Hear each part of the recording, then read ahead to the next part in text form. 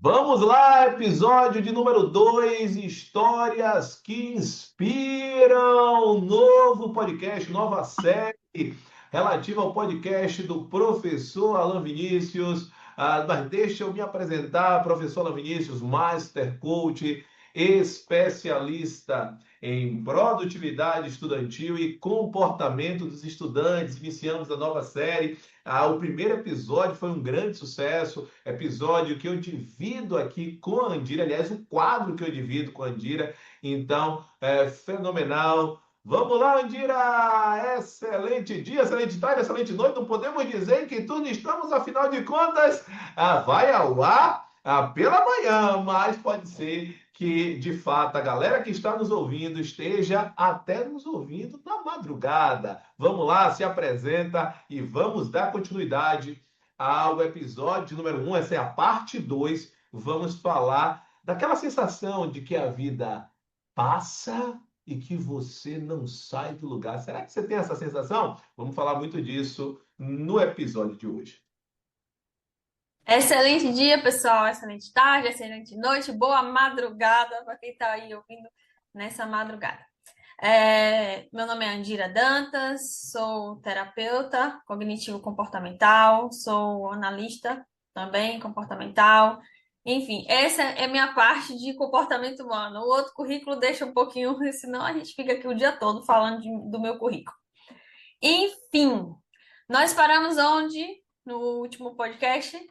Nós paramos falando sobre um aspecto fundamental que foi exatamente em que momento você começou a visualizar a importância de estudar a mente.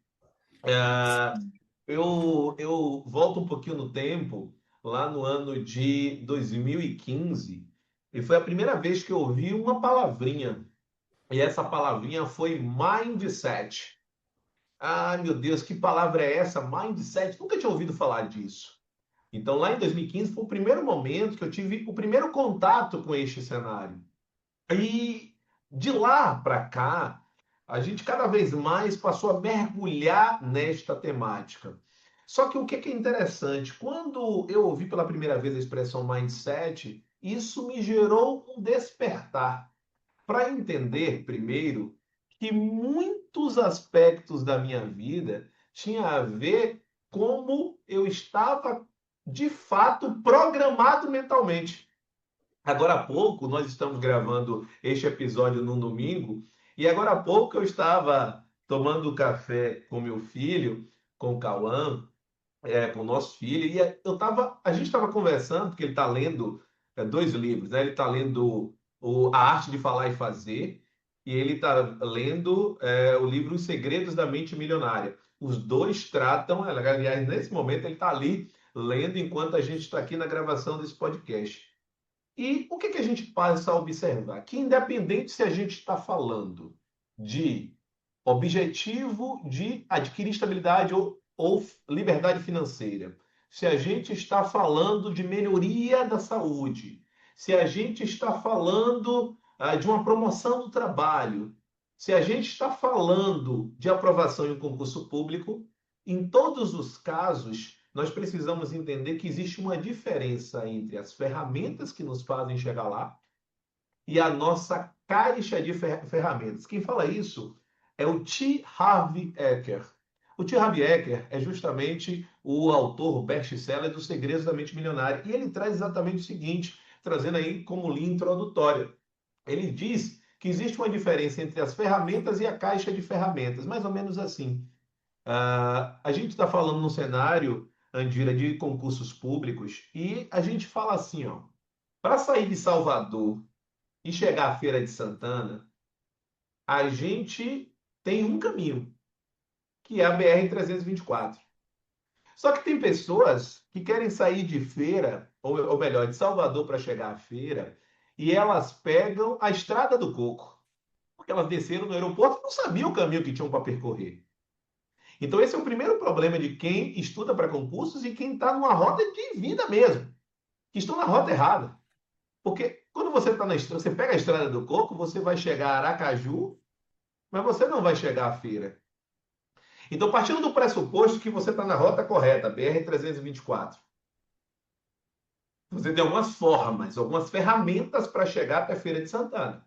Você pode ir andando, você pode ir de moto, você pode ir de ônibus, falando aí, né, desse momento pós-São João. Você pode ir de carro popular, você pode ir de Ferrari, como você pode ir de jatinho. São formas de chegar lá. Todos eles são ferramentas. Só que a maneira como você vai manusear essas ferramentas tem a ver com o quê? Com a mentalidade, com a caixa de ferramentas. E para muitos, força de vontade é suficiente para chegar lá. Eu não tenho dúvidas que neste exemplo, quem tem mais força de vontade é quem vai andando de Salvador para a feira. Mas quem vai chegar muito mais rápido é a pessoa que vai de jatinho. Só que não adianta ter um jatinho se não souber guiar esse jatinho. Então, existe uma diferença de ferramentas e de caixa de ferramentas. A caixa de ferramentas é a mentalidade. E é exatamente aí, Dira, que a gente volta um pouquinho e a gente falava que nós construímos duas sedes. Nós construímos duas sedes em Brotas. Primeiro, nós tínhamos a sede da Dom João VI e criamos a filial no Brotas Center. Depois, a do Brotas Center se tornou a sede e a gente criou a filial do Iguatemi. Depois, nós criamos a linha do Iguatemi enquanto sede. E nós falamos que para manter essa excelência, a gente começou a entrar na tal da correria de uma forma ainda maior. E que isso suscitou o desenrolar de um problema de saúde no final do episódio número um, você falava da questão do engasgo, da questão da descoberta do cenário, do problema de saúde, e isso desencadeou uma série de fatores. Então, essa introdução, gente, ela foi necessária, mas isso não descarta você assistir o episódio número um. Se você não assistiu o episódio número um, volta lá. Não vou contar de novo. Não vou contar de novo. Pois é, pois é. Não, não vamos contar, não, porque a galera precisa ir lá assistir o episódio número um. Mas, e se eu não vi nada, eu não vou entender? Claro que vai, são episódios independentes, você vai conseguir entender, mas é fundamental que você volte lá para entender alguns aspectos dessa essência. E aí, Dira, você falava assim, foi a partir daí, a partir de alguns gatilhos que surgiram pós este problema de saúde, que você começou a estudar a questão da mente. Sim, Conta pra sim. gente o que é que você descobriu nesse ponto. Sim, e antes de começar, quando você fala do meio, né, do caminho, a gente tem que fazer uma importante observação. Se você tiver, por exemplo, a gente tem, né, todo um plano de estudos estruturado, né, conforme a rotina do aluno, todo um acompanhamento. Mas é extremamente necessário que esse aluno esteja com a mentalidade aberta para esse outro conhecimento, que muitos acham que é besteira, né? Que é secundário, que é essa parte do mindset, né? E Sim. aí, vou contar uma história que aconteceu na época de Brotas para vocês entenderem assim. A gente até fala isso, né? Tem 50 alunos na sala, 100 alunos na sala, porque uns passam, outros não passam, né? Se eles têm acesso ao mesmo conteúdo, ao mesmo professor, ao mesmo. Enfim, e tá ligado a isso, a essa configuração mental. A gente tinha uma aluna na época de Brotas que, sabe aquele aluno que ele reclama de tudo? Ah, não tá chovendo hoje. Ai, não tá chovendo. Por que que não tá chovendo hoje? Mas tá chovendo amanhã, vai chover amanhã. Ah, mas por que amanhã e não hoje? Enfim, né? De tudo, tudo, tudo. Isso é uma questão que a gente eu até falo assim, o aluno não passa por conta disso, porque ele está preocupado com os aspectos que não vão levar ele à aprovação.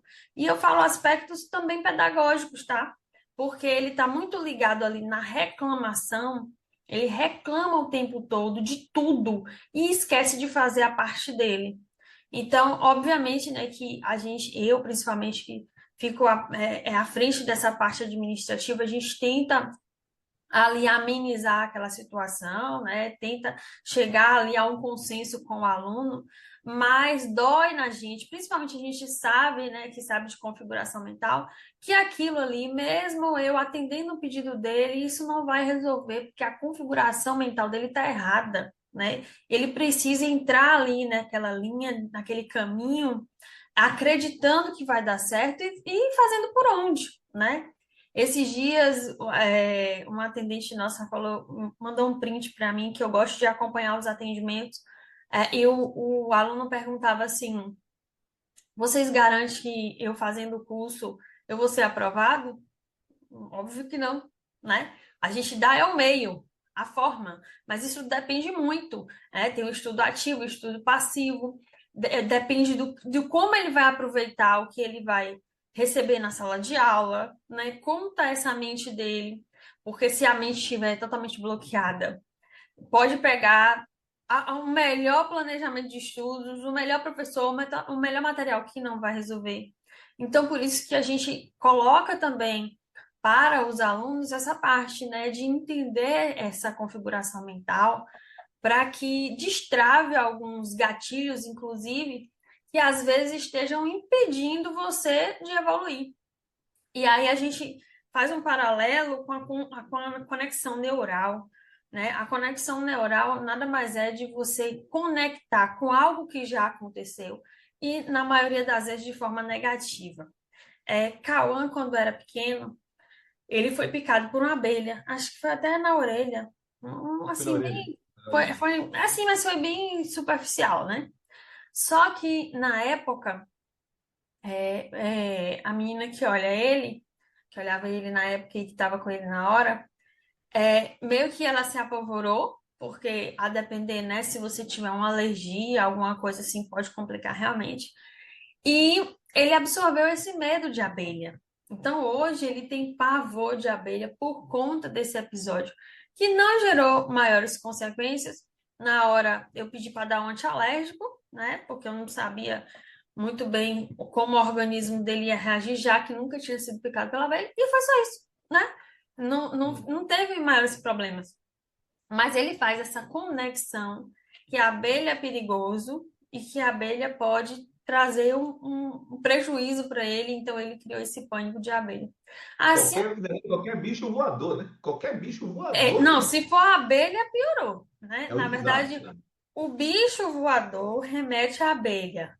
O gatilho. Se for abelha, piorou, né? Então, eu lembro que a gente estava uma vez em um hotel aqui do Litoral Norte e tinha muita abelha porque eram frutas, era refrigerante que derramava e aí acabava ficando, né, propício ali até a abelha.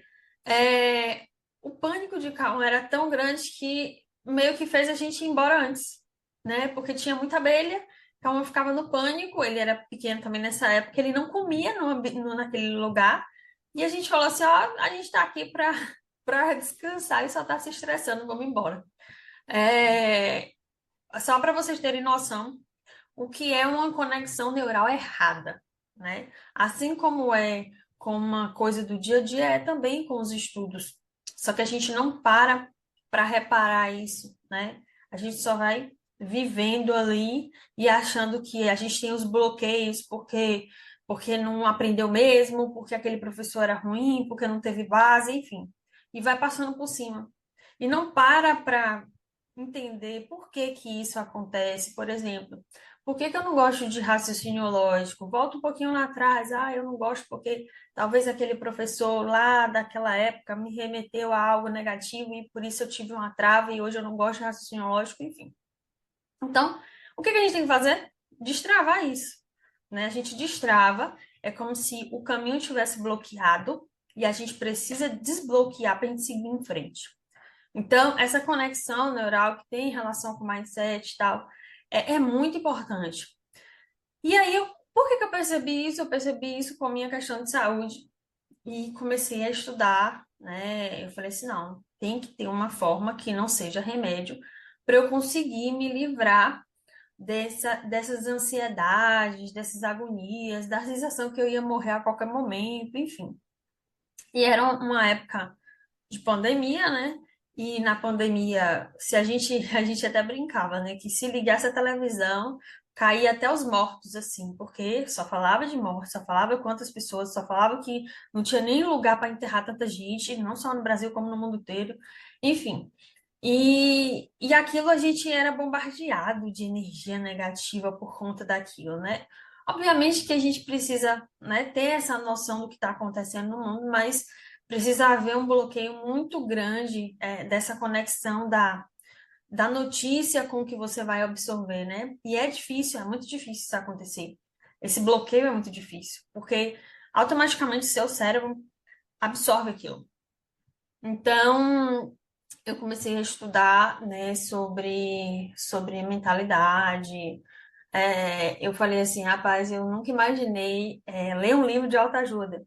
Eu tinha muito, eu fazia um pré-julgamento, né, disso, de livros de autoajuda, e eu percebi que tudo o que estava acontecendo comigo aconteceu com muitas pessoas, né, ou estava acontecendo com muitas pessoas. E aqueles livros retratavam isso. E aí eu comecei a me apaixonar, né? Me apaixonar sobre estudar essas questões, porque o meu foco maior era não tomar remédio e não passar mais por situações que eu já tinha passado. E aí é, comecei a fazer vários cursos, né? Li vários livros e cheguei até, vamos dizer assim, vou pular um pouquinho, cheguei até hoje, né? É, Hoje eu sou formada em TCC, que é terapia cognitivo-comportamental. Eu fiz o curso de analista comportamental lá naquela época da pandemia, que ele ajuda muito a gente se entender e entender o outro, né? Que não basta a gente se entender, a gente precisa entender um pouquinho do outro, até pelo bem das relações sociais. E comecei a mergulhar muito nisso. Eu sou apaixonada por neurociência. Gosto da coisa assim mais objetiva e a neurociência ela traz isso, né? E aí, muita gente comentou, né, do podcast anterior. E aí, a gente ia viajar agora no São João, né? E aconteceu que na véspera da viagem, com as malas já no carro, tudo pronto. Aquela viagem que eu planejei 6 meses. Por quê? Porque é o único momento que a gente consegue realmente sair um pouquinho, porque cada um tá de férias, né? Então, junho, ali, junho, julho, né? E dezembro, janeiro, são os únicos momentos que a gente consegue viajar por conta das aulas de Cauã. Cauã está numa fase que ele não consegue mais perder aula, né? Porque já está aí no sexto ano, então é um prejuízo muito grande, só perde a aula realmente se não tiver outra alternativa. E aí, a gente ia viajar na sexta, no Na sábado? sexta, no dia Na 20. sexta, foi, Na dia verdade, 20. dia 18, a gente. 19 era feriado, dia 18 a gente começou a arrumar tudo para viajar 20. Mas Eu antes, comecei. só um detalhe aqui, é importante até a gente trazer um aspecto que você vai falar aí agora, para você falar, né, aproveitar e falar um pouquinho no aspecto que a gente fica esperando o resultado para comemorar as nossas conquistas. Eu estou falando do ser humano como um todo. E a gente deixa o processo de lado. A Sim, gente, então vai sim, ser sim. muito importante Nessa nessa fala você história que já eu vou trazer isso. contar, tem muita relação disso, Isso, né? eu sei. Então já traga aí. Justamente, você cria uma expectativa muito grande, como a gente criou da viagem, porque era uma viagem, né? Como eu disse, que era o momento que a gente poderia sair. E as coisas não acontecem como a gente quer, né? Então, as coisas acontecem como tem que acontecer, ou para quem é religioso, as coisas acontecem como Deus quer que aconteça. Então, assim, na véspera da viagem, eu lembro que naquela época que eu digo porque vai fazer quase um mês, né? Semana que vem já faz um mês. É, Tava tendo um surto muito grande de virose, aquelas viroses com diarreia, vômito, né? Que é bem típico dessa época do ano, assim. E na quinta-feira eu amanheci assim com mal-estar, né? É, uma dor de estômago, enjoada. Aí eu ainda pensei, eu falei, será que eu vou pegar essa virose? Enfim, e aí fui tomar café, tomei café, assim, meio que forçando, porque já não estava muito bem. E depois que eu tomei café, aí eu piorei de vez, né? Vamos dizer assim. Eu fiquei muito enjoada. Eu não tinha diarreia, eu fiquei muito enjoada. E muita dor de estômago, né? Muita dor de estômago. E é impressionante que por conta desse todo esse meu problema, né, de saúde, eu nunca tive dor de estômago. Muito difícil eu ter dor de estômago. Até azia e tudo que é típico de quem tem, né, esses problemas gastro. Eu não tenho muito isso. E aí eu tinha muita dor, muita dor, muita dor. E chegou a um ponto, isso já era quase meio-dia, de pedir a Alan para ligar para minha irmã é médica, né? Para ela vir aqui, porque eu não estava aguentando mais. Eu me contorcia demais de dor. Eu não posso tomar Buscopan, né? Que é um remédio que geralmente todo mundo toma. E eu não posso, eu já tive uma reação com Buscopan, na verdade eu já tive reação com vários remédios, então até para tomar um remédio assim é complicado. E E aí, quando minha irmã veio, ela tentou me dar um remédio de enjoo, enfim, de dor, mas por conta de um enjoo muito grande, eu não conseguia, conseguia até tomar um pouquinho, mas não conseguia tomar muita coisa. E ela falou assim: vamos pro hospital. E eu já tava já querendo ir pro hospital, que eu já não tava aguentando mais, né? Cheguei no hospital, assim, quase desmaiando, porque eu tinha muito enjoo, tinha muito tempo sem comer, né? E eu faço minhas alimentações todas certinhas, então qualquer bagunça que aconteça eu já sinto, que o corpo já está habituado, né? E aí cheguei na emergência e acho que nem para fazer a ficha direito ela ficou, porque enquanto ela estacionava o carro, ela ficou comigo e eu falei assim, eu vou desmaiar, eu vou desmaiar. Aí eu entrei direto para a triagem. Quando chegou na triagem, meus parâmetros estavam bons, minha pressão estava mais baixa que o normal, né? Mas, enfim, até por conta da questão da falta de alimentação. E aí eu entrei para o consultório da médica, né?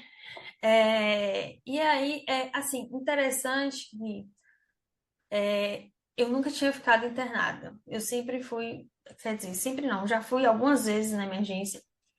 A última vez que eu fui para emergência, eu acho que foi a vez do engasgo, a última, então isso foi em 2019 que eu fui para emergência. Não sou muito assim de adoecer, muito menos de ir para emergência. E aí cheguei, ainda bem que naquele momento tinha duas médicas de plantão que eram gastro, e aí eu tive que relatar todo o meu problema, né? Porque tem que ter um olhar diferenciado, né? Por conta dessa questão, porque a dor era muito intensa, então suspeita de vesícula, de apendicite, dessas questões todas aí. E chegou um momento que eu cheguei e falei assim, eu falei, eu tô com muita dor, muita dor. Ela falou assim, não, vamos sair daqui, né? Eu tava no São Rafael tem o primeiro atendimento ali no consultório e depois, geralmente você é encaminhada para sala de medicação, essas coisas. Ela, não, bora levar ela para a sala vermelha. E assim, Misericórdia. quando ela falou pra sala vermelha, eu falei, tô mal, eu acho que eu tô morrendo mesmo. A mente automaticamente faz isso. Mas por incrível que pareça, eu fiquei tranquilo o tempo todo, e o tempo todo eu fazia brincadeira com as enfermeiras, com a médica e tal. E eu lembro que eu repetia muito assim, ó, doutora, eu não sou fraca para dor. É porque tá doendo muito. Porque tem gente que não suporta muita dor, né? Então, qualquer dorzinha ali é muito para a pessoa, né? Tem a ver com a sensibilidade do organismo mesmo. E eu não, eu sou tranquila para isso. Aí ela, não, tô entendendo, tô entendendo. Eu falei assim, eu não sou fraca para dor, é porque tá doendo mesmo. Aí ela levou para a sala vermelha. E quando chegou na sala vermelha, e aí é todo um protocolo, né? Que para mim era tudo novo. Você já tem que tirar a roupa, botar a roupa do hospital, né? E aí já vem acesso, tudo, e tudo muito rápido. Parece que você tá ali e você fica assim, meu Deus, o que que tá acontecendo? Toda hora entra um bota o acesso, o outro faz, tira o sangue, faz o exame, enfim. É, e aí teve uma situação.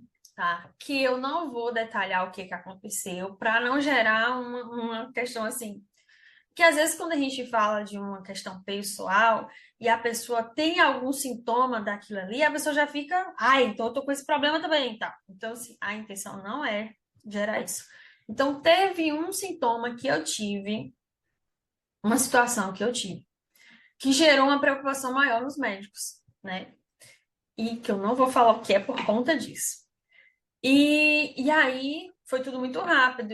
Eu fiz uma consulta novamente com outra médica lá, gasto também, e fui fazer uma tomografia, né? Na tomografia, fui, enfim, não teve nada na tomografia, mas eu sentia muita dor. E aí fui para a sala de observação. Chegando na sala de observação, eles me deram uma dipirona. Na verdade, eu estava queixando de dor, já estava com remédio na veia e tal, misturado com o soro ali, mas a dor não passava. E aí, ela, a médica falou assim: eu vou te dar um tramal. Aí eu falei: não, doutora, tramal não precisa de tramal, não. Me dê uma dipirona aí, porque meu organismo é bem tranquilo assim em relação a isso. Já consegue sanar essa dor com dipirona. Aplicou a dipirona, foi mesmo que nada. Aí eu caí no tramal, não teve jeito. E depois disso fui para o internamento, fiquei internada, né? Porque tinha que investigar, endoscopia, enfim, justamente por conta das questões do meu histórico e do que tinha acontecido lá, da situação que eu falei. E aí, o que que é interessante disso tudo, né? Quando acontece uma coisa com a gente, que a gente precisa manter ali o equilíbrio, é diferente, né? Você estuda, você orienta, mas quando acontece com você é diferente. E eu lembro que na hora de fazer a tomografia eu estava muito enjoada, muito. E o enfermeiro falou assim: você tem condição de fazer?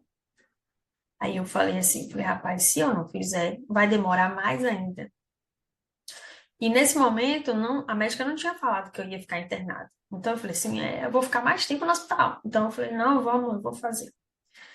E na hora da tomografia, eu fazia a todo momento o exercício de respiração.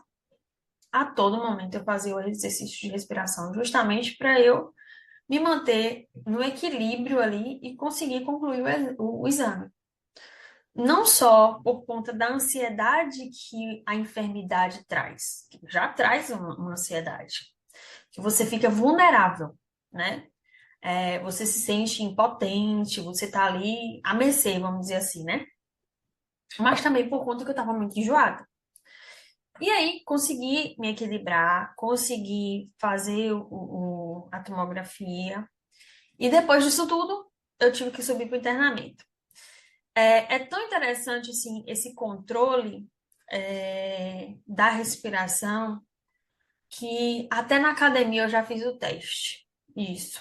Você tá ali, ou na bicicleta ou na esteira, tem aquele sensor, né, que mede o batimento. E teve um certo dia que eu cheguei um pouco ansiosa por alguma coisa que tinha acontecido que eu não me lembro. E aí eu comecei a medir ali o batimento naquele sensor. E aí fiquei ali com a mão e eu falei assim, agora eu vou fazer a prova dos 9 para ver se a respiração funciona. E aí, no momento ali do exercício, comecei a fazer a respiração. E o batimento começou a baixar. Baixar. Obviamente que você, no estado de exercício, de esforço, o batimento vai baixar mais do que estava, porque eu estava no momento de ansiedade. Mas ele vai ficar um pouco mais alto porque você está no esforço, né? Mas é impressionante. Quem quiser fazer o teste comigo resolveu assim. E eu fiz essa questão, né, de testar. E, enfim. Aí fiquei no hospital, né? Quando chegou na sexta, no final do dia, né? Eu fiquei na quinta, na sexta, no final do dia. Eu recebi uma notícia que o meu médico, uma pessoa que era meu médico, muito próximo a mim, trabalhei com ele também, ele tinha sofrido um AVC e estava na iminência de morte cerebral. Então, assim, eu fiquei atordoada, né? Eu falei assim, eu preciso sair daqui, eu preciso fazer alguma coisa e ao mesmo tempo eu não poderia fazer nada. E fiquei ali aquele tempo todo assim, eu falei, meu Deus, enfim, entrei em oração naquele momento. Eu realmente não tinha muito o que fazer. E fiz a endoscopia, né? Fiz os exames. É, a moral da história é que provavelmente foi um quadro agudo de alguma virose dessa daí, porque a minha dor era desproporcional. E, assim, a todo momento eu consegui trazer essa situação de uma forma mais tranquila. E não mais como foi na primeira vez, obviamente, que o problema de saúde foi bem pior, né? Mas quando você já tem esse histórico e que se cogita alguma questão relacionada àquilo, a, a ideia é que você meio que sua mente vai falar assim, ah, você tá com o seu problema de novo, e aí, enfim. E eu consegui manter esse equilíbrio, de trazer a todo momento para a realidade. Obviamente que isso é assim, são altos e baixos. Ao mesmo tempo, vai fazer endoscopia, ai meu Deus do céu, pode dar alguma coisa, mas pode não dar nada. Então, quando você consegue fazer esse equilíbrio de vai e vem, isso é fundamental, porque não é a todo momento que você vai conseguir adestrar, vamos dizer assim, a sua mente, dominar a sua mente para ela nem pensar no negativo. Isso é muito difícil. O importante é você rapidamente voltar para o positivo, voltar para a realidade.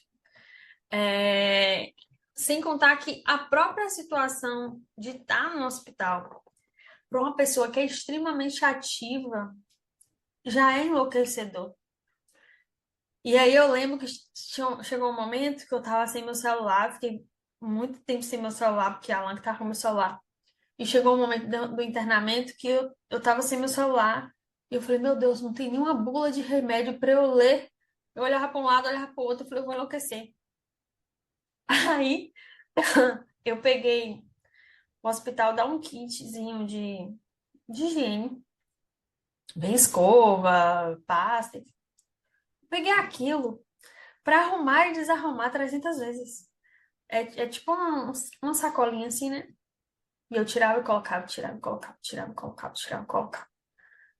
E eu não deixava ninguém pegar naquilo. Aí eu falei, gente, eu tô igual o Wilson daquele filme que pegar o coco. É o coco, é a bola, sei lá. Que ele faz uma boneca. E eu me apeguei naquilo ali para o tempo passar. É, Mas a todo momento, assim, equilibrando, né? Equilibrando. Até por conta da situação que tinha acontecido do meu amigo, enfim. E aí, no sábado, quando eu estava recebendo alta, ele faleceu. E aí, qual é o grande ensinamento disso, né? Eu procuro toda a parte negativa, eu procuro entender o aspecto positivo da coisa. Ah, você gosta de ir para o hospital? Obviamente que ninguém gosta. Mas aquilo precisava acontecer, porque se não tivesse acontecido, eu não estaria aqui no velório dele. Eu saí praticamente, só cheguei em casa, tomei banho e fui pro velório dele. Talvez isso ia me gerar uma sensação horrível, né? Então eu acredito que tudo isso aconteceu como uma forma de também eu estar aqui, né? E, e aí a gente foi pro interior, né, para descansar um pouco. E por conta, né, de ter chegado depois, né, e a gente também saiu, voltou um pouco depois. E esse voltar um pouco depois me proporcionou encontrar com duas amigas que eu não via. Uma eu não via há mais de 10 anos e a outra eu não via há mais de 5 anos. Porque as férias não coincidem e toda vez que eu ia, quando eu estava indo embora, elas estavam chegando. Então eu não conseguia encontrar com ela. Então, qual a importância disso, né? Se eu ficasse presa ao que aconteceu, a todo esse processo, talvez eu não enxergaria o lado positivo das coisas. Às vezes a gente fica muito preso nas nossas dificuldades, no caminho ali, o caminho é difícil, é muito complicado, mas quando que eu vou ser aprovado? E você acaba não curtindo, entre aspas, esse processo todo. Quando você chega num estágio, acertei, eu iniciei o estudo acertando duas questões de português de 10. E hoje eu já acerto 6, 7 de 10. Você comemora isso? Isso é para comemorar, porque é uma escada que vai levar à aprovação. Assim como, fazendo um paralelo com a vida, se você não tentar amenizar o caminho, você não consegue curtir. Até porque, muitas das vezes, o que é seu objetivo principal, em poucos meses ou em poucos dias, deixa de ser. Por algum motivo, você quer muito conquistar tal coisa. E por algum motivo, pelas circunstâncias da vida ou pela mudança do seu pensamento, não é mais aquilo que você quer conquistar, é outra coisa. Aí você chegou perto daquilo ali, você não conquistou porque não é mais seu objetivo, você voltou para o outro caminho para conquistar outra coisa. E aí você nunca vai comemorar nada, porque essas mudanças fazem parte da vida, fazem parte do crescimento, né? Dos objetivos. Então nunca se comemora nada. Você tem que comemorar cada passo da jornada de vida, pessoal, profissional, não importa, para que você curta esse caminho até chegar ao objetivo principal. E a morte desse meu amigo me remeteu a muitas coisas, porque ele era uma pessoa muito ativa, apesar de já ter talvez seus 70 e poucos anos, mas uma pessoa jovem, né, para a expectativa de vida de hoje. Muito ativa, atendia escritor, fazia artigo, dava aula, ou seja, e tudo acabou num AVC hemorrágico. E aí você tem que parar e aprender a lição de cada coisa. Se você não curte todo esse processo de vida, independente do aspecto, você vai comemorar quando? Eu sei que ele curtiu muito a vida dele. Então, acho que isso deixa a gente mais conformado, vamos dizer assim. Mas imagine se ele ficasse esperando. Eu estava construindo um projeto com ele agora. Imagine se ele estivesse esperando concluir esse projeto para ele comemorar. Ele não teve essa oportunidade. E tem uma coisa que Augusto Cury fala, que é muito forte, mas é muito verdadeira. Quando você vai em qualquer cemitério, ali tem os maiores sonhadores, os maiores planejadores. São pessoas que deixaram projetos inacabados, sonhos sem ser realizados. Porque o ser humano, ele está esperando a linha de chegada sempre. E não comemora cada curva que passa. E aí, quando você olha, nesse dia, eu fiquei assim, observando aquele tanto de túmulo ali. Eu falei, gente, quantas pessoas não aproveitaram cada minuto da vida, né? Dizer isso é fácil? Não é fácil. Não é fácil você ter esse pensamento. Mas você precisa tentar a cada dia, porque cada dia você tem uma nova oportunidade de fazer diferente, de comemorar um aspecto mínimo que seja. Então, quando você olha ali, a vida é muito finita e ela não avisa, não tem aviso prévio. Então, você precisa comemorar cada passo para quando chegar a linha, né, a linha final ali, a linha de chegada, você colecionar momentos de alegria e de conquista.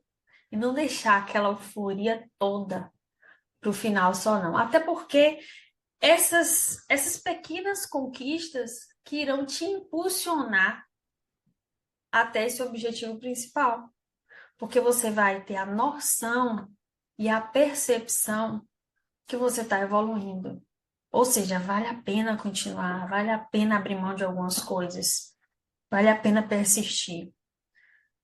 Então, assim, foram coisas que foram acontecendo, você vê assim, em questão de 15 dias acontece tanta coisa que se a gente entender que tudo isso é um aprendizado e a gente somatizar só o lado negativo, chega um momento que a gente surta, que a gente fica louco, só E, somatizando o negativo. e completando a linha do que você traz, Dira, quando a gente fala dessa relação resultado e processo, eu gosto sempre de trazer uma analogia, sobretudo nesse momento que a gente falou de viagem, que você nos traz assim. Eu planejei essa viagem por 6 meses. Vamos imaginar exatamente isso. Então, o que que a gente pensa? Qual é o resultado? A viagem. O local, chegar até o local relacionado à viagem. Então, pensa você agora que planejou uma viagem. Só que você passou esse planejamento de viagem, não importa se é para o exterior, se é para um outro estado, se é para um outro município dentro do estado. E esse planejamento ele veio desde janeiro, imagina para uma viagem em junho. Então, em janeiro, você fez a compra das passagens, em fevereiro, você já fez a compra das roupas, em março, você já fez a reserva do hotel. E quando foi se aproximando, você já foi olhando alguns itens para que você pudesse ter um conforto maior na viagem. Imagina que isso você foi construindo. Então, isso é um planejamento da viagem. Em muitos casos, o planejamento da viagem, eu diria na maioria deles, é mais gostoso do que quando você chega até o local. Porque quando você chega no local, às vezes você para e fala assim: caramba, que massa, mas já acabou. E Era aí isso? a dopamina, ó, a Ex- dopamina baixa, viu? Exatamente. É o tal desse neurotransmissor, a questão da dopamina. A dopamina lenta. Entenda isso, a dopamina ela pode ser maravilhosa e ela pode ser péssima. Por quê? Porque quando a gente fala dela, a dopamina que é liberada lentamente é aquela que vai lhe dar um prazer contínuo. Então, quando você está num processo, e um planejamento de viagem envolve um processo, você está comemorando cada etapa. Quando você comprou a passagem, quando você conseguiu comprar as roupas, quando você conseguiu fazer a reserva do hotel, quando você olhou os locais que você faria, o que você fará o passeio, você projeta para lá. E quando você chega no local, é isso que a gente fala, né? Muita gente usa até esse post muito grande, expectativa versus realidade. Porque quando chega, às vezes você estava com expectativa tão grande, mas quando você chegou lá, não se refletiu da forma que você imaginou que fosse. Por quê? Porque o processo ele gera uma liberação de dopamina muito acentuada se você conseguir adequar a sua mente para isso. Então, quando a gente adequa a nossa mente, a gente vai conseguir ter picos de felicidade, o que você chama de felicidade, que a gente vai trazer numa linha do neurotransmissor do prazer. Você vai, aos poucos, a cada etapa que acontece, você vai gerar uma comemoração. E é exatamente assim que acontece no estudo para concursos públicos. Você começou. E quando você me procurou ao começar, ou queria começar, você dizia exatamente assim, professor, eu não sei por onde começar. E eu lhe perguntei qual seria a sua maior vitória no momento inicial, e muitos dizem assim, chegar na semana da prova, eu falo sobre uma fotografia, que é a fotografia da semana da prova. Quem passou por essa análise de perfil, alguns passaram, por essa análise, aliás, a maioria de quem está no método hoje passou. E eu pergunto exatamente como é que você imagina que se sentirá com a seguinte premissa: você cumpriu todas as metas de teoria, você cumpriu as metas de questões e você fez as revisões. Como é que você imagina que estará se sentindo? E aí a pessoa diz assim, com a sensação de dever cumprido. Ora, se você já busca essa sensação de dever cumprido, o que que você está dizendo? Que num primeiro momento, o que você deve buscar diariamente é a sensação de dever cumprido. Porque a soma de sensações de deveres cumpridos vai lhe dar a preparação que você tanto quer. E a aprovação é uma consequência de você fazer o óbvio com consistência. Eu adoro essa frase do Jerônimo. Às vezes a gente fala, e é só fazer isso? É. Porque quando a gente faz o óbvio de forma sequenciada, a gente vai chegar ao resultado que a gente quer. Porque certamente muitas coisas que a gente está falando aqui, você fala, caramba, é mesmo? Eu já vivi isso. É mesmo? É, eu nunca tinha parado para pensar, mas é exatamente assim que acontece.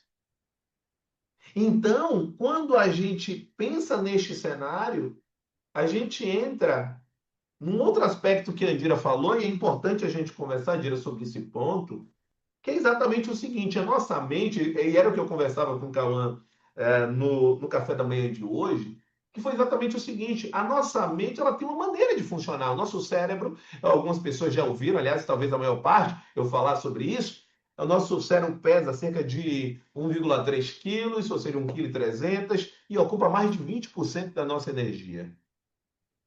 Então, de uma forma sábia, o que é que o nosso cérebro faz? Ele quer colocar tudo em um piloto automático. Por quê?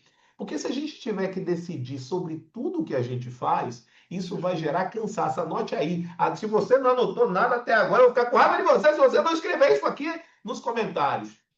Tomar decisões cansa. Tomar decisões cansa. Então, o que é que o nosso cérebro, sabiamente, o que é que ele faz? Ele busca diminuir a tomada de decisões que a gente tem. E como é que ele faz isso? Ele cria padrões. Ele busca criar padrões. E a criação de padrões gera o que a gente chama de piloto automático. A gente passa a agir no piloto automático. Só que aí tem um detalhe. Como é que a gente age no piloto automático?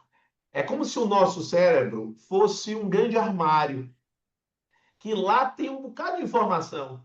E toda vez que a gente precisa acessar uma informação, a gente coloca justamente uma etiqueta.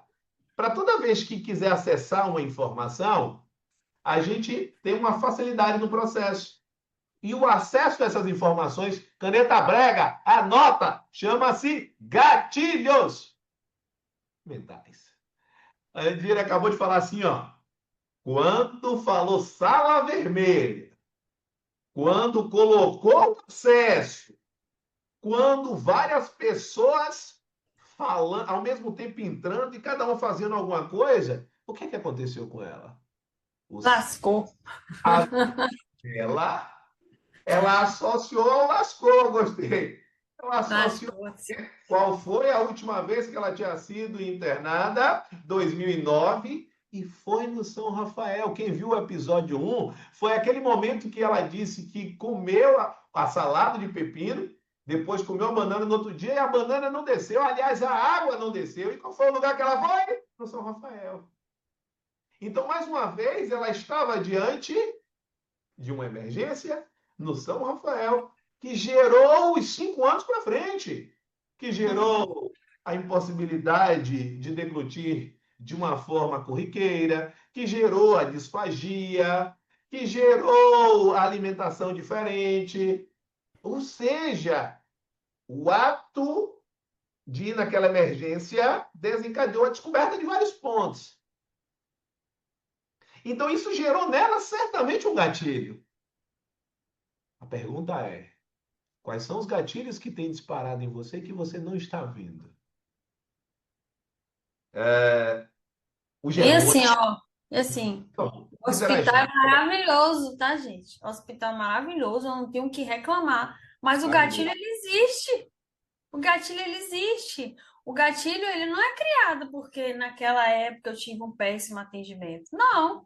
O gatilho, ele foi criado porque naquela época eu descobri uma questão de saúde que não tem nada a ver com o hospital. E a partir disso me gerou consequências, né? Então, a forma ali independe, porque você cria que aquele estabelecimento te gerou um aspecto negativo, mas não tem nada a ver com atendimento, ao contrário, né? É, Com é, certeza, é, foi maravilhoso, por sinal. O atendimento maravilhoso. Só elogios ao São Rafael. Gratidão aos profissionais que cuidaram tão brilhantemente. E eu fiz esse A minha agradecimento. princesa criou. Porra, pois, ó, da minha declaração pública. Cuidaram muito bem da minha princesa, tá vendo? Ó, pois é. E esse agradecimento eu fiz publicamente no meu Instagram. Que aí tem um aspecto muito importante, né? O poder da gratidão, ele é fantástico. Né? Você chega num estabelecimento de saúde que você não é tratada como um objeto, vamos dizer assim, né? Você é tratada ali como mais um, não. Você é tratada assim, como única. E sendo única, você tem um histórico de problema de saúde que precisa ser investigado, que precisa tirar a prova ali, que não é um aspecto que voltou. Então, tudo isso, isso é em qualquer aspecto, tá, gente, da vida. É, cria uma conexão muito grande ali, né? A médica foi sensacional comigo. E era engraçado que a todo momento eu falei, ô, doutora, a senhora é tão bonitinha. Parecia até que eu tava assim, meio delirando, mas não, ela era uma bonequinha. E eu tinha vontade de falar que era bonita, eu ia falar para a senhora, doutora, obrigada, viu? Mas não é a senhora que vai comigo, né? Ou a senhora é tão bonitinha. Então, assim, essa conexão de energia positiva, por isso que quando a gente fala assim, o aluno entra, ou o cliente em qualquer lugar, tá, gente? A gente traz para nossa realidade, porque é o que a gente vivencia. Mas reclama de tudo. A energia que ele está carregando não pode ser O positiva, que é que a gente tá? mais fala, tira para Cauã, para o nosso filho, todos os dias, que ele não pode o quê? Reclamar. Reclamar. Aqui é lema em casa. Existe um lema em casa, dois pontos que não entram na nossa família, não podem entrar. A gente pode até escorregar, mas é nosso lema: não reclamar e não ter grosseria. Não ser, nós não termos essa atmosfera dentro do nosso lar. E aconteceu uma coisa interessante, né? Obviamente que criança, se pudesse comer besteira todo dia, comia besteira todos os dias, né? E aí, algumas vezes que Calma falou assim, poxa, mamãe, essa é a comida de hoje? Aí eu falei assim, não reclame, sente e agradeça e coma toda a comida. É, assim, bem objetivo. E aí aconteceu que... Executora toda. A gente vai poder falar sobre isso, que o que é comunicador, o que é executor, planejador e analista são as matrizes humanas, gente. Cada Pronto, pessoa mas quem atua de uma entende um forma. pouco disso, entenda aí, que é uma executora morando com dois comunicadores, gente. A executora surta, às vezes dá uma surtada. E aí, a gente estava almoçando no interior, e meu pai é super seletivo com o negócio de comida, né? E quando eu tô lá, eu que comando a cozinha lá, a gente colocou os pratos na mesa, e ele sentou e falou assim: é isso que tem para comer hoje? Aí Cauã automaticamente fez assim pra mim, esperando o que, que eu ia dizer.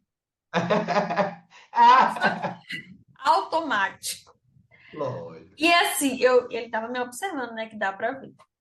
Aí, só que tem uma fase da vida, gente, que a gente não conserta mais ninguém, não, tá? Ainda mais quando existe uma hierarquia, vamos dizer assim, de pai e filha, é tudo mais difícil.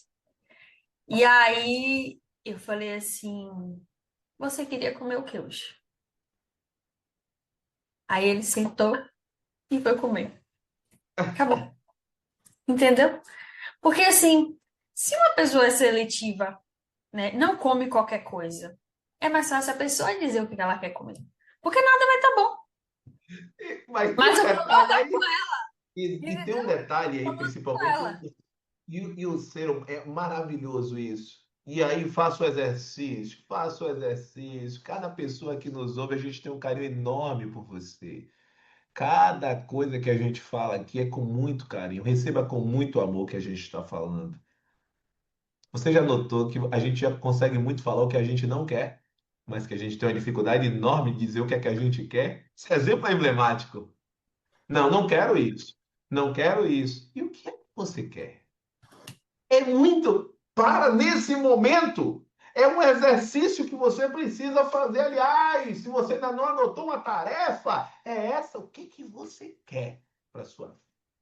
Para essa pessoa que chega, a pessoa que quando ela reclama muito, pergunta para ela o que é que ela quer. Porque o que ela não quer, ela já está dizendo, ela está reclamando. Mas pergunta para ela o que ela quer. Provavelmente ela não vai saber dizer o que ela quer. Eu diria que mais. Vou chutar aqui, eu não tenho um número exato. Mais de 50% das pessoas não sabem o que querem. Eu vou dizer 50% eu estou sendo bondoso, porque na minha mente é um número muito maior do que esse. Não sabem o que elas querem. Porque cada hora tem pessoas que não passam, porque cada vez que tem fumaça em um lugar, elas mudam. Saiu com E fulano e assim, tal, já vou. Saiu para lá, já vou também. Já vou também. isso está muito relacionado também ao que a gente é como esponja, a gente suga. E geralmente a gente suga só a parte negativa. A gente Exato. suga e fixa a parte negativa.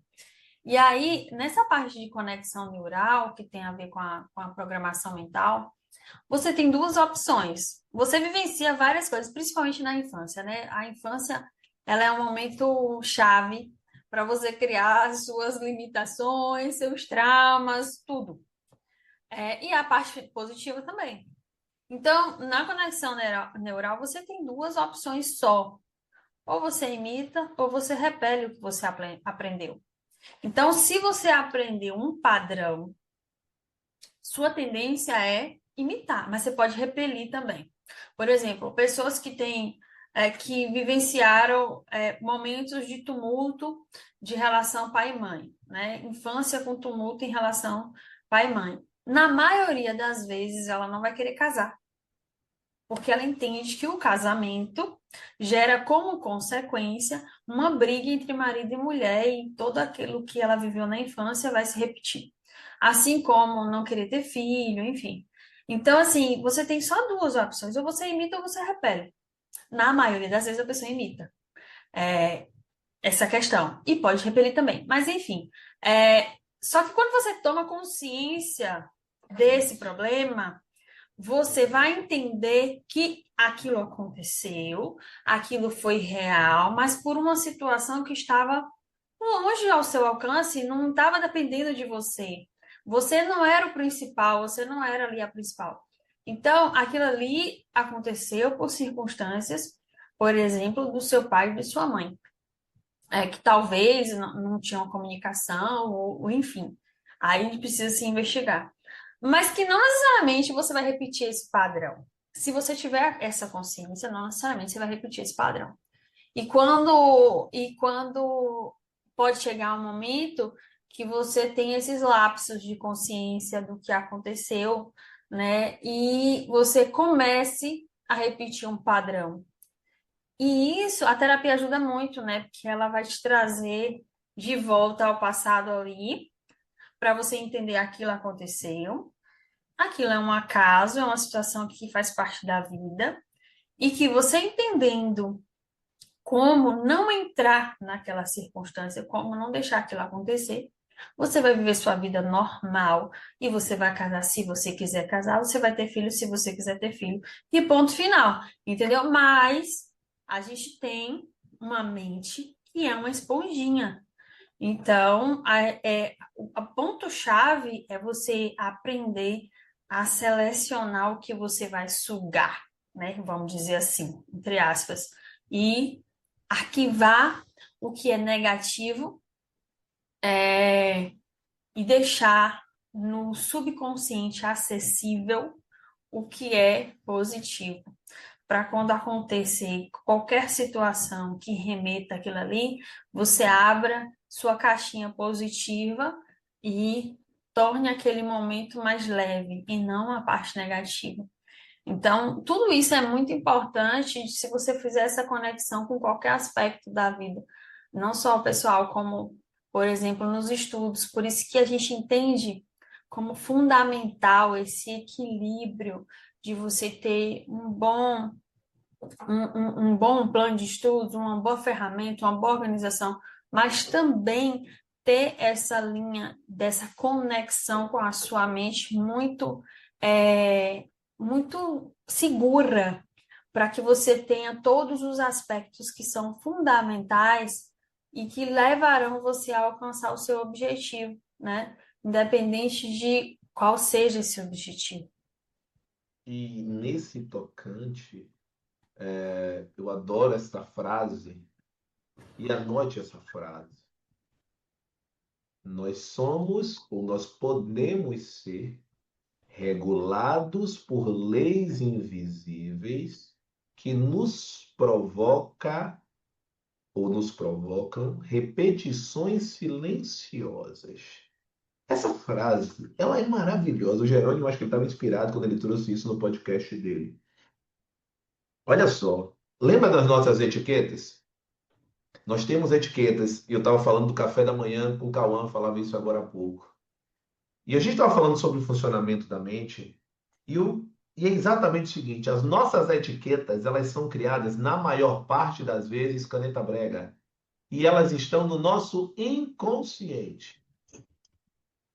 Essas Uhum. etiquetas, se elas fossem criadas de forma consciente, seria lindo. Como é? Chegar na emergência do São Rafael. Vai dar merda. Desculpa a expressão. É essa o gatilho? Lascou-se. Por que o gatilho é esse? Por que que eu digo isso para você? Dira vai lembrar disso. Eu falo muito sobre a emergência do Cote do Canela, para quem é daqui de Salvador. Eu Ele tinha é. ido a primeira vez no Cote do Canela. Para quem está no YouTube, aqui está essa cicatriz. Ó, aliás, no Spotify também vai lá com o vídeo, essa série. Então, essa cicatriz aqui, ó.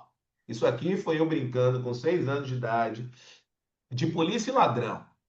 Outubro de 2000. Não, outubro Então, de 1992. Aliás, vou ser bem claro, 20 de outubro de 92. Ah, vai lembrar disso exatamente. Ó, ó, quem lembra aqui das datas, vou aproveitar que Dira tá ali, ó. Quem lembra das datas sou eu, viu? Ó, então, 20 de outubro aqui de 92. Eu tava brincando de polícia e ladrão. Ali eu já aprendi logo que eu não podia ser ladrão, viu? Então, eu estava no Colégio 2 de Julho. Aliás, amava aquela escola, mas é uma história para outro dia a gente conversar sobre isso. É, e eu caí. E abriu aqui, ó. Abriu. Eu fui pro COT. E eu lembro que, à época, minha mãe, ela estava grávida da minha irmã mais nova. E eu falei exatamente assim, não liga para ela. Por quê? Porque na família ela é coisa o quê? Não pode dar susto. Não pode dar susto. Ela nasceu em dezembro. Minha irmã, então, ela já, se foi 20 já estava com mais de 7 meses de gravidez. Ela nasceu em 7 de dezembro. Então, não pode, não liga para minha mãe. Porque imagine, ligou, seu filho tem um acidente na escola, misericórdia. Então, liga para meu pai. E eu lembro que meu pai é aposentado, mas como na época a gente falava, né, como funcionário público, mas trazendo para uma linguagem administrativa, empregado público, meu pai é aposentado do Banco do Brasil. E ele veio de lá para o Costa do Canela, e eu lembro que quando eu acordei, foi ele que estava na maca. Cauã lembrou essa história esses dias. Só que quando eu contei essa história para Cauã, ele achou que meu pai tinha deitado na maca que eu estava. Me tirou, licença. Olha a representação. Me tirou e meu pai ficou. Não. O que é que aconteceu? Quando ele chegou, ele viu meu globo ocular por aqui, pelo lado. Quando ele viu aquilo, ele desmaiou. Desmaiou. Então, quando eu saí e que eu olhei, ele estava. Ele estava. Então, hoje a gente conta, claro, com graça, é o mas tipo do acompanhante maravilhoso. Tipo um que eu tive recentemente, que eu tava lá acordada e o acompanhante dormindo, sabe? Mas isso, Ô, gente, não, peraí, não queima o meu filme, não, viu? Não queima, isso é o tipo do acompanhante perfeito para uma pessoa que tá você doente. nem contou que eu gosto tanto de participar de sua vida que eu peguei a virada e precisei ir embora. Não, essa parte a gente nem contou essa. Não, depois de dormir a noite toda, é claro, né? Não, que é isso? Que é isso? Olha, então, que eu confio na sua saúde, na força da sua saúde. Então, essa foi a primeira que eu fui para o COD, foi isso aqui. A segunda vez que eu fui para o COD, eu estava. Foi em 2004. Eu ainda não lhe conhecia. Eita, Perdido no mundo, não pode nem contar essa história. Me lembro que eu estava no Clube Espanhol, tava estava perdido no mundo. brincando. Para quem gosta de futebol, estava brincando de cruzou. Cruzou é antes do baba, a gente fica cruzando a bola para brincar de cabeça e tal, chutar. E aí, essa época, tinha acabado de entrar na faculdade, aquela história de malhação, tava forte e tal. Então, Perdido. não, não, tava com, lembro disso, os 5 dias do Festival de Verão comprados, o Festival de Verão, eram 5 dias anteriormente, eram no Parque de Exposições, 5 dias comprados e ia sair também os dias de Carnaval. Lembro disso. Era um dia que eu falei, pô, vai ser, esse ano vai ser, vou. Isso já foi, na verdade não foi 2004, foi 2005 já. Porque já foi no outro ano, 2005, 2005. E aí, quando eu fui dar um vôlei, eu dei esse vôlei e eu caí por cima do ombro. Continuei jogando com a dor retada, fui na enfermaria do clube, passei, Deus nada. falou assim, filho, não vá para essa perdição, que tem algo melhor te esperando. E, pois é, olha só. Então, o que é que aconteceu? Quando eu cheguei no corte, eu me lembro como hoje, o ortopedista ele apertou minha mão, ele pediu para eu apertar a mão dele para ver, que era na hora. Foi quando bateu o raio-x, a clavícula quebrou, quebrou. Verdade, foi fratura, não foi fissura, foi uma fratura. Só que a fratura foi sem desnível. Então, como não teve desnível, eu não precisava fazer uma cirurgia. Então, foi a segunda vez que eu entrei no COT. Olha só, então na minha cabeça tá o quê? Bora, gente, etiqueta, COT. Quando entra na etiqueta Lascou-se. COT, lascou. Eu tô indo pro São Rafael, pô, na São Rafael não tem etiqueta lascou para lama, para Andira tem. E quais são as etiquetas que estão na sua mente? Isso que você precisa entender. Porque essas são leis invisíveis que geram repetições silenciosas. Aí o que é que aconteceu em 2021? Pandemia, eu tinha acabado de abrir tudo, voltar a jogar futebol, jogando e tal. Começou aquela história do toque de recolher, mas ainda era 10 horas da noite e tal. Jogando de máscara ainda. Puf, que a gente tava de máscara e ao mesmo tempo não ficava, né? Porque molhava tudo, enfim. Puf, tornozelo. Falei, meu Deus do céu, que dor, que dor. Eu falei, quebrou.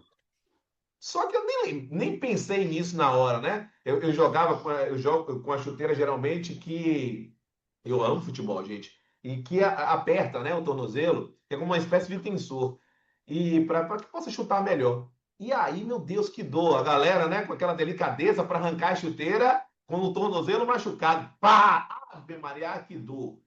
E aí, meu Deus, quando eu olhei o tamanho do tornozelo, lá vou eu, lá vou eu, lá vou eu, para conseguir efetivamente colocar o pé no chão, mas fui dirigindo, fui para casa. Mas está doendo muito, está muito inchado.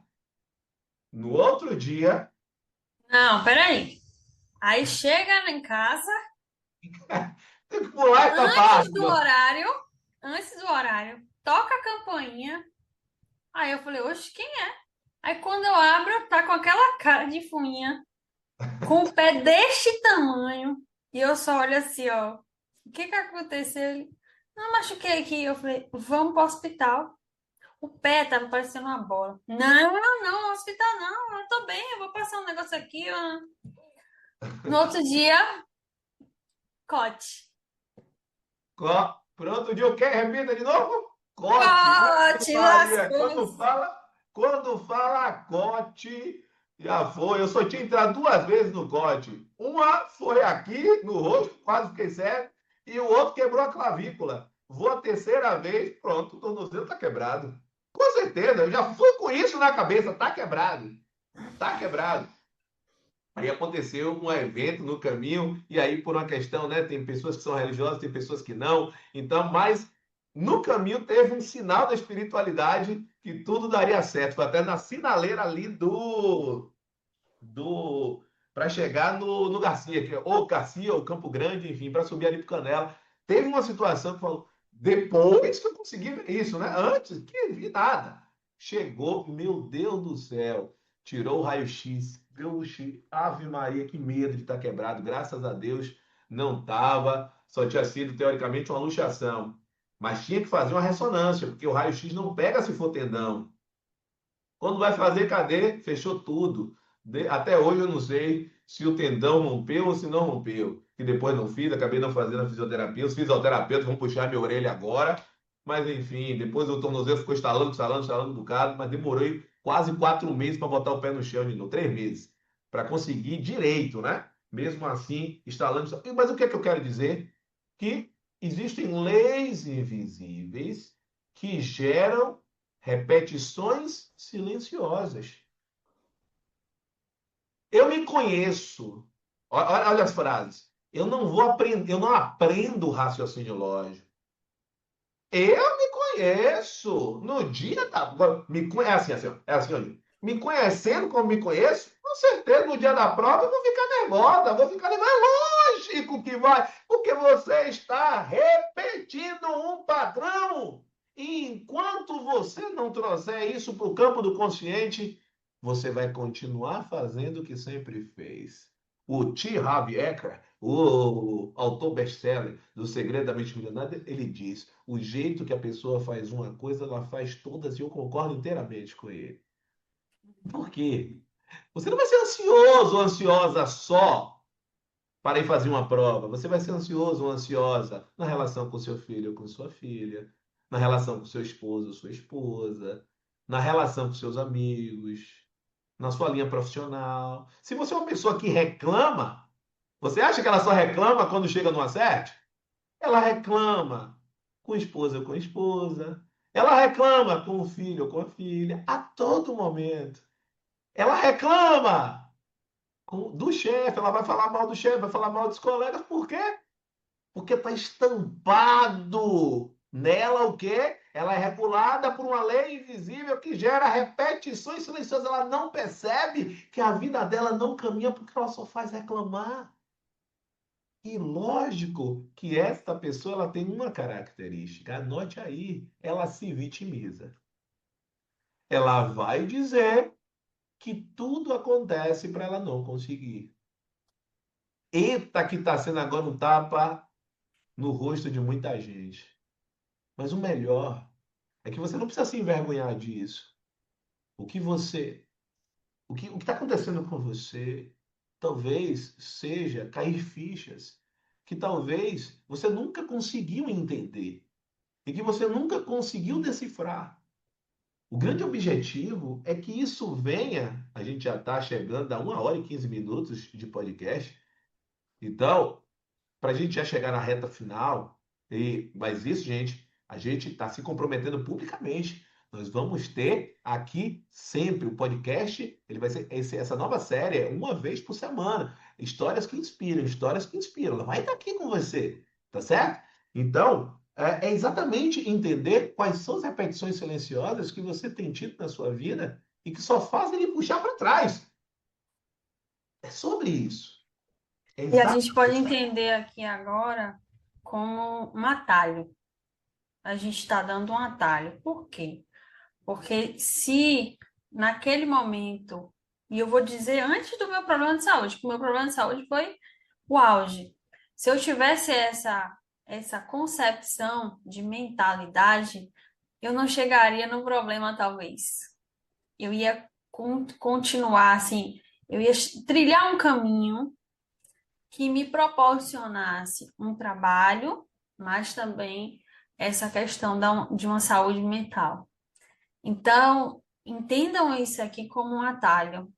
Se eu tivesse tido esse acesso antes, eu não chegaria nesse ponto, né?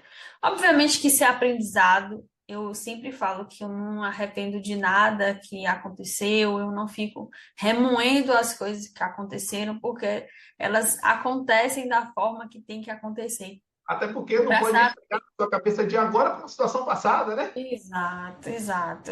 Olha a síndrome do espelho retrovisor que eu falei no outro podcast. E aí, e exatamente isso, eu estava conversando com uma amiga minha e ela falou assim: se eu soubesse disso antes de uma situação da vida dela, eu faria diferente hoje. Eu falei: você talvez não faria diferente, porque o que fez você mudar hoje foi a construção do que você viveu. Então, talvez você não faria diferente. Os aspectos que acontecem, sejam positivos ou negativos na vida, fazem parte de um aprendizado. Agora, se você não carrega isso como aprendizado, e sim como um martírio, né? Aí realmente você não vai conseguir entender isso. E aí isso vai se tornar um fardo. E vai pesar. Pesa a ponto de você não conseguir andar. Andar literalmente, no sentido de você caminhar para conquistar os seus objetivos. Então, se a gente consegue entender que tudo na vida é aprendizado, a gente vai para um outro nível, né? No sentido de constrói. É uma construção, constrói e reconstrói. E os aspectos negativos não significa que eles não vão te afetar. Eles irão te afetar, sim, né? Até mesmo a morte de minha mãe, óbvio, né?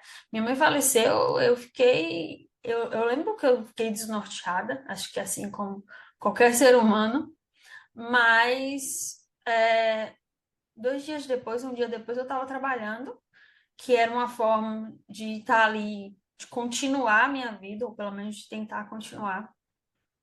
E tudo que aconteceu naquele momento, tudo que ela passou naquele momento é um aprendizado, né? É um aprendizado. E a gratidão que a gente fica por ter acontecido as coisas como aconteceram, no tempo que aconteceram, ela é fundamental para a gente ressignificar aquele momento, né? Acho que é a palavra mais importante, ressignificar os momentos que a gente vive. Então a gente precisa tirar esse fardo do negativo, entender que aquilo aconteceu, você não pode voltar atrás, porque você vai ficar na síndrome do espelho retrovisor. Então, entenda, faz um filtro do que é positivo, do que você vai levar para a sua vida de aprendizado e continua.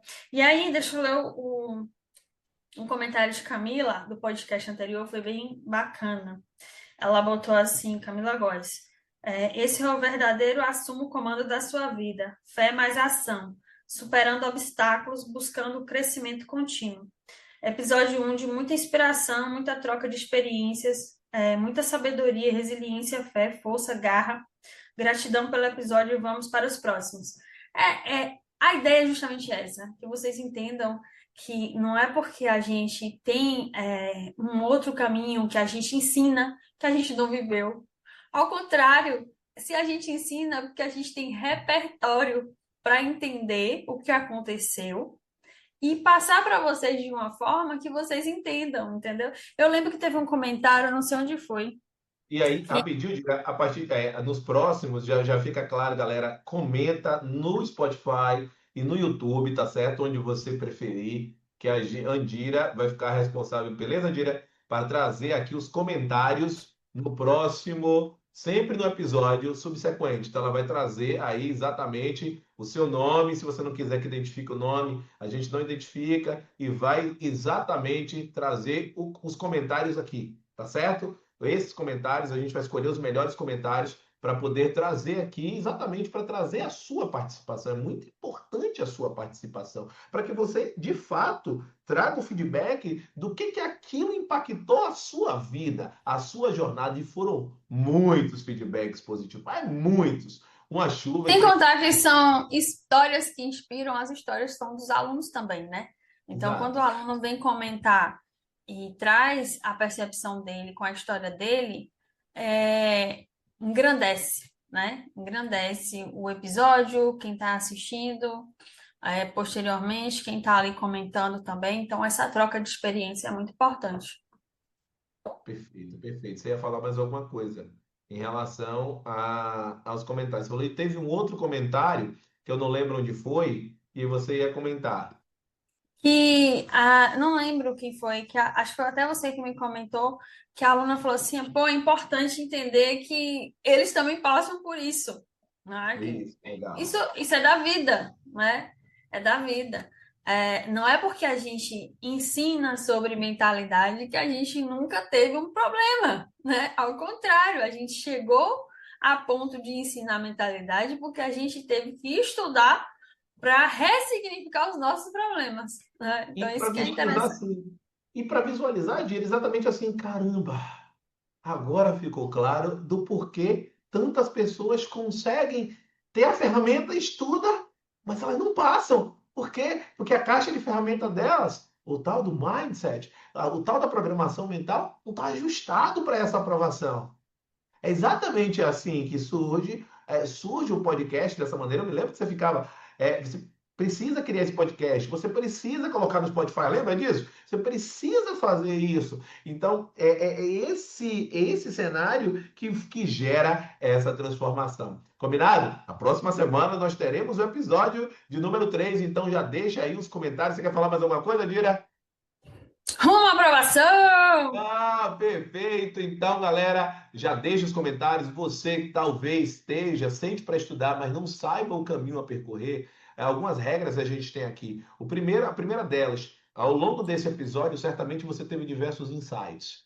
Então, não só insights para você e você lembrou de pessoas. Encaminha para uma pessoa, escolhe uma pessoa e encaminha para ela. E diz por que que é importante que ela efetivamente veja o episódio. Essa pessoa vai chegar aqui nesse trecho do episódio, vai observar que você só podia encaminhar para uma pessoa e você encaminhou para ela. Não tenha dúvidas que essa pessoa se sentirá extremamente feliz, extremamente lisonjeada. O segundo ponto, comenta que a Andira vai trazer nos próximos episódios aqueles comentários que de fato foram aqueles comentários que fizeram trouxeram algum tipo de grande impacto. Ah, não, mas o meu não foi lido. A gente vai ler alguns, vai selecionar alguns, porque são muitos comentários, selecionaremos alguns. Este é o segundo ponto. E o terceiro, talvez você sente para estudar e não saiba o caminho a percorrer.